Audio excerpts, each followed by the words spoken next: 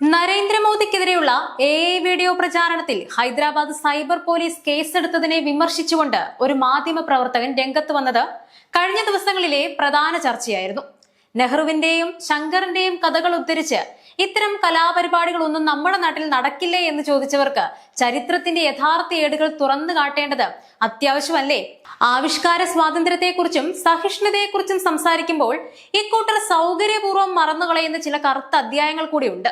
അതൊന്ന് പരിശോധിക്കാം. എന്നെ വെറുതെ വിടരുത് എന്ന കാർട്ടൂണിസ്റ്റ് ശങ്കറിനോട് നെഹ്റു പറഞ്ഞു എന്ന കഥ പലപ്പോഴും ജനാധിപത്യ മൂല്യങ്ങളുടെ ഉദാഹരണമായി പുകഴ്ത്തപ്പെടാറുണ്ട്.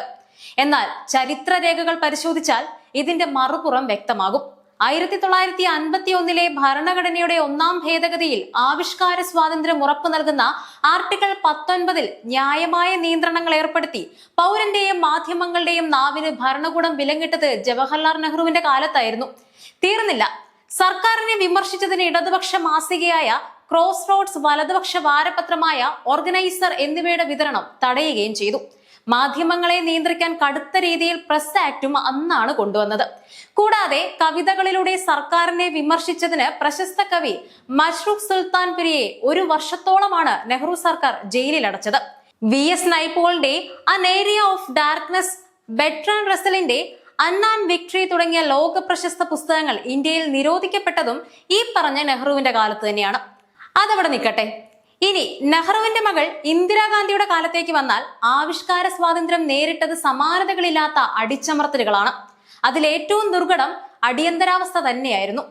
അടിയന്തരാവസ്ഥ പ്രഖ്യാപിച്ച രാത്രി തന്നെ പത്രോഫീസുകളിലേക്കുള്ള വൈദ്യുതി ബന്ധം വിച്ഛേദിച്ചു. വാർത്തകൾ പ്രസിദ്ധീകരിക്കാൻ സർക്കാർ ഉദ്യോഗസ്ഥന്റെ അനുമതി വേണമെന്ന അവസ്ഥയും വന്നു.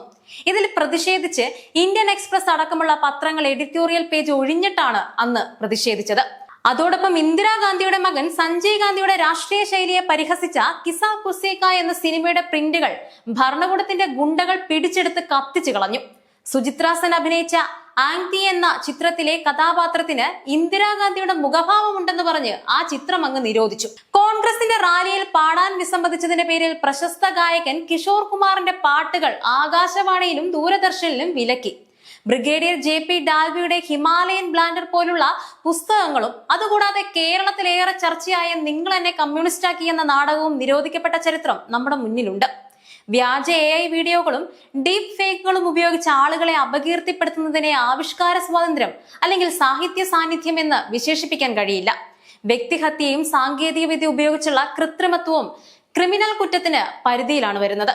എന്നാൽ പഴയകാലത്തെ രാഷ്ട്രീയ കാർട്ടൂണുകളെയും ഇന്നത്തെ നിർമ്മിത ബുദ്ധി ഉപയോഗിച്ചുള്ള അപകീർത്തികരമായ വ്യാജ വീഡിയോകളെയും ഒരേ തട്ടിൽ അളക്കുന്ന മാധ്യമ പ്രവർത്തകർ സ്വന്തം ഭാഗത്തെ പിഴവുകൾ മനസ്സിലാക്കേണ്ടതും വളരെ അത്യാവശ്യമാണ്. ഇന്ന് മറ്റുള്ളവരെ പരിഹസിക്കാനും വിമർശിക്കാനും ഇറങ്ങിത്തിരിക്കും മുൻപ് ഇന്ത്യയിൽ ആവിഷ്കാര സ്വാതന്ത്ര്യത്തിന്മേൽ ആദ്യമായി ചങ്ങലയിട്ടതും കലാകാരന്മാരെ ജയിലിൽ അടച്ചതും ആരാണെന്ന ചരിത്ര സത്യം കൂടി ഓർക്കുന്നത് നന്നായിരിക്കും. ഹിന്ദു രക്ഷാ മമ